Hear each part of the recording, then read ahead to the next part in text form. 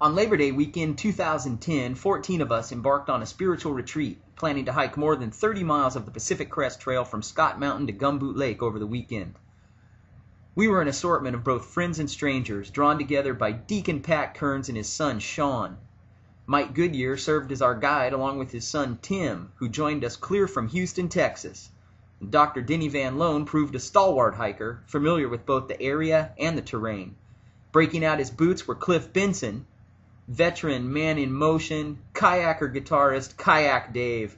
Kenny McCann answered God's call clear from Sacramento, along with the quiet and steady Dennis Grady, Timmy Baugh, John Evanoff from Holy Family's bookstore, and Ed and A.J. Drusen. The morning of our first day, we climbed almost 800 feet, skirting the ridge of Scott Mountain, breaking for morning prayer and meditation. Against the backdrop of God's great majesty, we shed our packs and enjoyed communion with Deacon Pat Kearns sharing the gospel and the Eucharist. Praise to you, Lord Jesus Christ.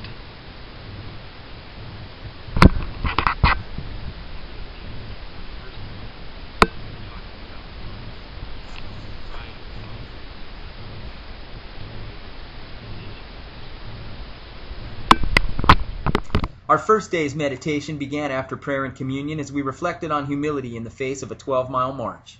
Each turn of the trail brings a new sight, a water source or shade from the sunshine directly overhead.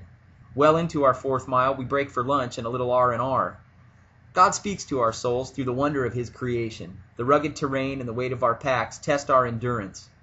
As I'm slowly broken down by the journey, I see Christ forced to carry His cross, and my discomfort becomes meaningless. After some detours, and after 3 in our group drop out, our first day ends at Bull Lake. Just want to get a shot of the vista while the sun's setting. We took a couple detours and they cost us several hours, so we're still hiking at sunset. We're going to see the drop down into Bull Lake, and then that's the peak of Mount Shasta that's coming into view. You see the lake behind. You can see, we'll try and zoom in a little bit here.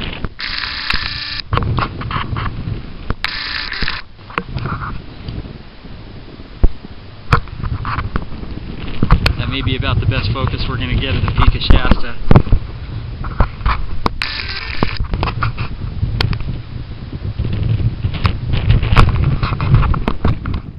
The night winds rip at my tent, robbing me of necessary sleep. So this is Sunday morning at Bull Lake, and you're looking at the ridge we had to climb down last night with our, well, my 70-foot pack. Little campsite here. This is the beautiful lake. We've already met one man this morning who was set up in bow gear to go deer hunting with his bow. And then here's our little campsite over here.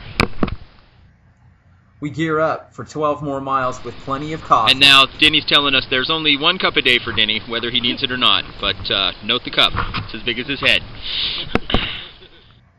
We say goodbye to Bull Lake, and I sense a lack of sleep working against me, but we tackle the trail.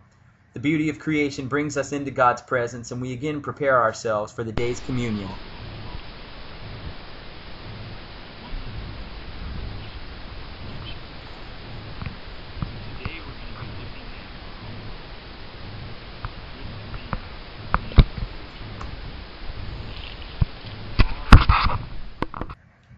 Deacon Pat instructs us on Christian leadership in our home, workplace, and community, and that is our 1-hour silent meditation as we hit the trail.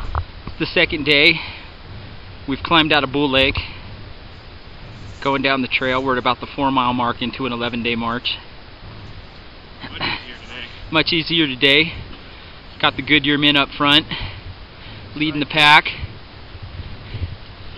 John doing what he does best. Circle K's right around the corner, guys. Excellent. Look at this crew. It's AJ the man, our defender. As we march on, we're reminded that Christ is with us always. I begin to hit the wall at mile 5, knowing 7 more miles of rugged terrain are still in front of me. As we cut across high mountain ridges and between bright red rock washes, each step, each breath becomes harder than the last. The thing about these long hikes is my head's down most of the time looking at the trail in front of me, and so I'll miss these things from side to side along the trail.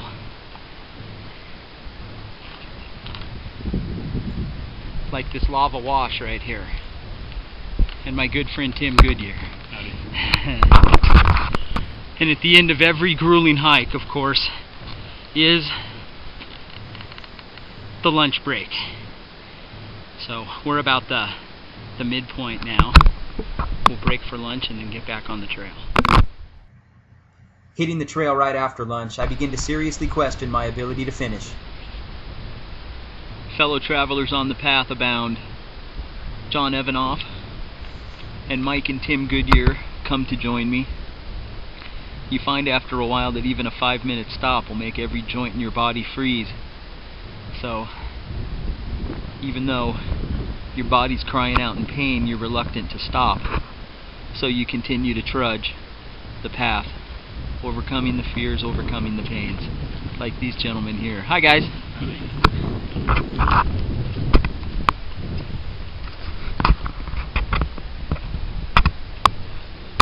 Yeah. God's creation inspires awe as the trail stretches in front of me. The breaks are getting longer, breathing on the trail is shallow, and each step in the hardscrabble path is hard-won. When my reliance on myself breaks down, I rely exclusively on God for my strength, and it's only God that carries me forward.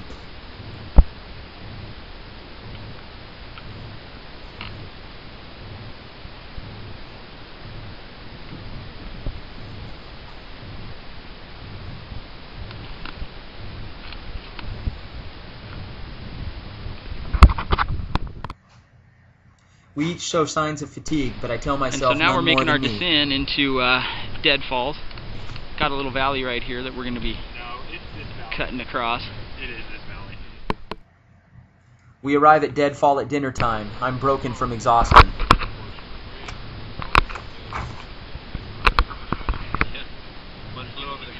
Yeah, right.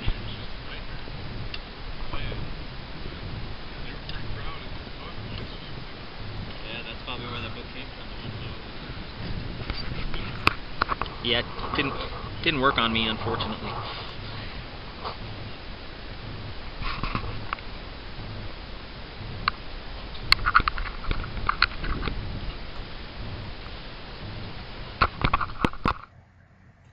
I thank the Lord for today's lesson, the lesson of my own well-hidden frailty and the futility of self-reliance. I experience extreme gratitude for the company of my brothers and for the moments we're sharing together and the expression of Christ's loving mercy as we prepare for another day's communion with Christ.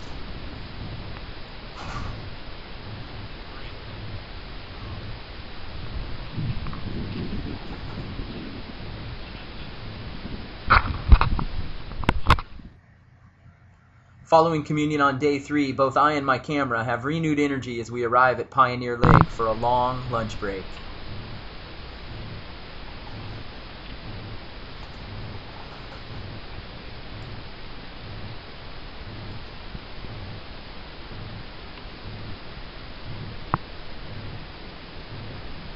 Sean, all of a sudden I have 3 bars on my battery that was dead this morning.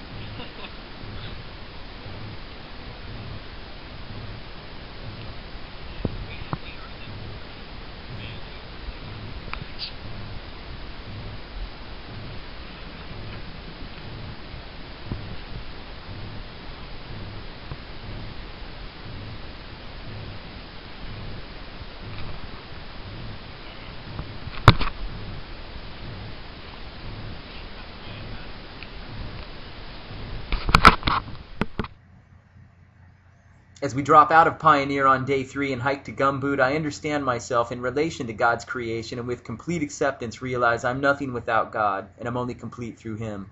His glory is before me and I can only comprehend a small part of it.